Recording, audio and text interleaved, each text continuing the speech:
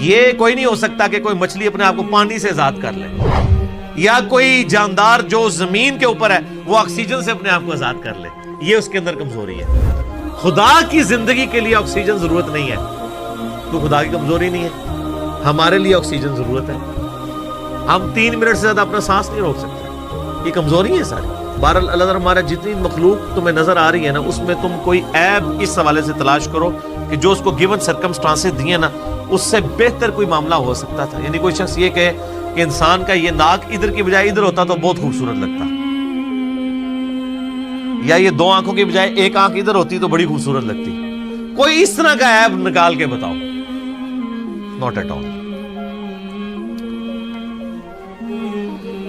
اللہ اکبر۔ فرجع البصر، پھر نگاہ اٹھا کے دیکھ، ہل تری من فطور، تجھے کوئی رخنا دکھائی دیتا ہے اس پرفیکشن کے اندر؟ ثم